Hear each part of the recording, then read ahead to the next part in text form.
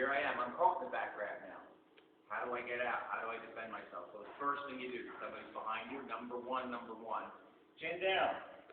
Number two, hands up. If I can control the hands that he's going to try to choke me with, here and here, I'm okay.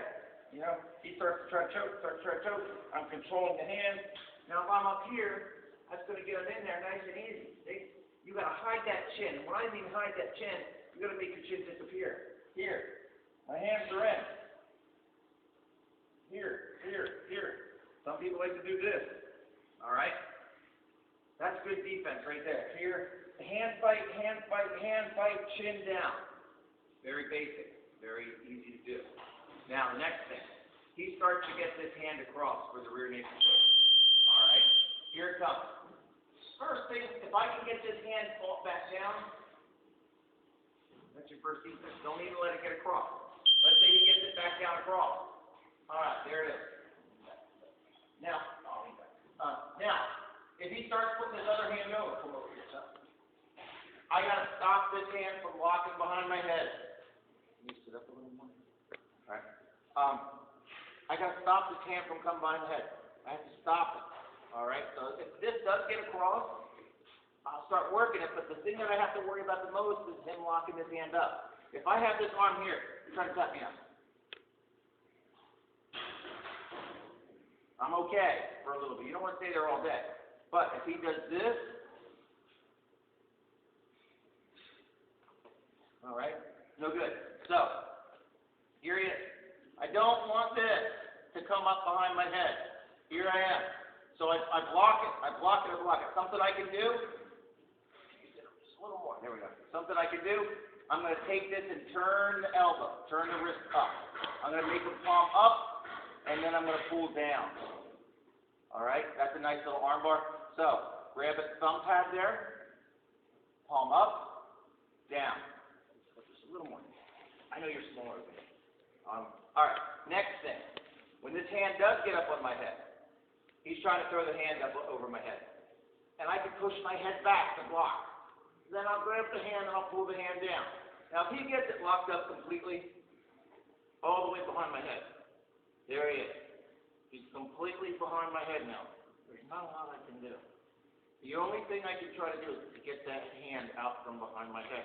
So I'm going to have to get this hand up, here. And then once I get that, I can twist, palm up, and pull down, and then I'll start to work this out. All right.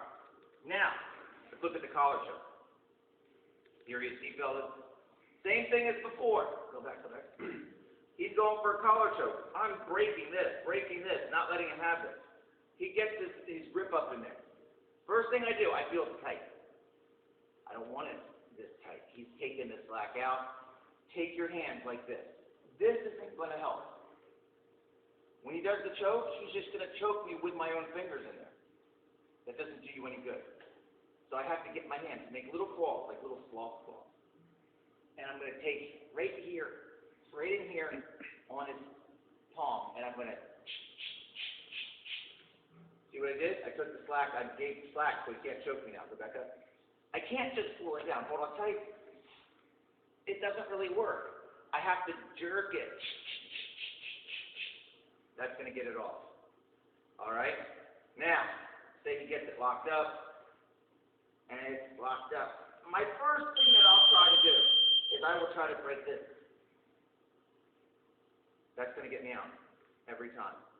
If I get a guy with a super strong grip, you know, sometimes you can take this arm and pull it across. I don't really use that. This, to me, is the best. There we go. That's your defense to the collar choke from the rear. As far as arm bar defense from the rear, if he goes for the arm bar, he's going to cup here and push my head over. What I'll do is he's attacking this arm, I'll take this and just hook under here. He can't arm bar me from there. Go ahead and try to finish that arm bar. You know, it's no good. You know, he can't do that now. Now, escapes. Generally, 2 escapes I'll use. The first escape that I'll show you is the back turn into your back and turn. So the first thing I want to do is I want to figure out which hand is over the shoulder. I don't want to go that way. I want to go away from the arm that's over the shoulder. So I'm going to go this way. I'm not falling on my side.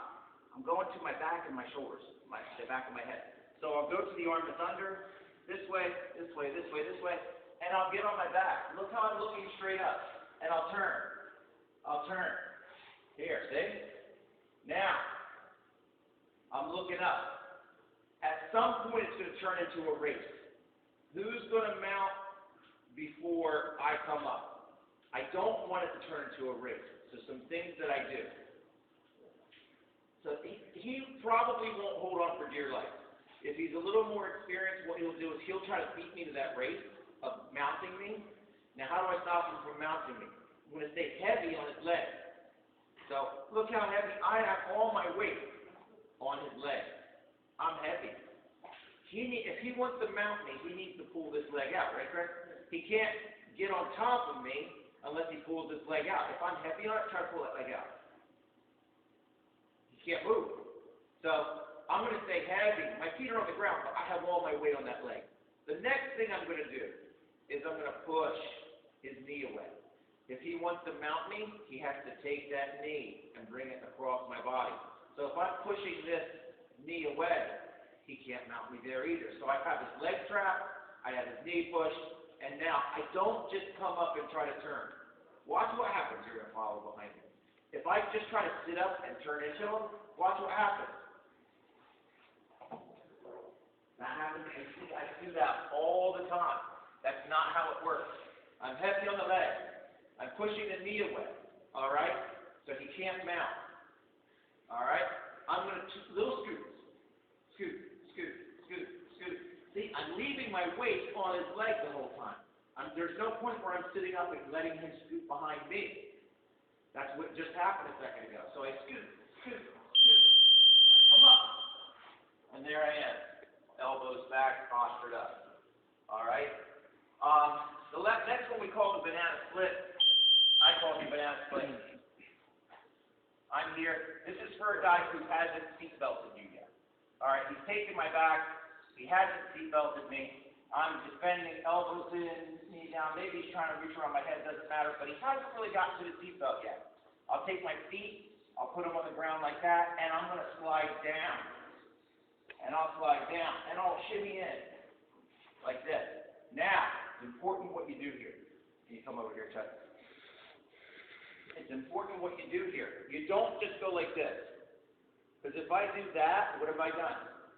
I've left one arm in and one arm out. What happens when you leave one arm in, one arm out? You get triangles. So he'll go here, and he'll lock up a reverse triangle right there. I don't want that to happen. All right? So what do? If I'm going that way, I take this hand out first. So I'll go here. All right? Now I go here. See the difference? Can he triangle me now? He needs one arm to triangle me, right? He needs one arm. He doesn't have it. So here we are. I scoot it down.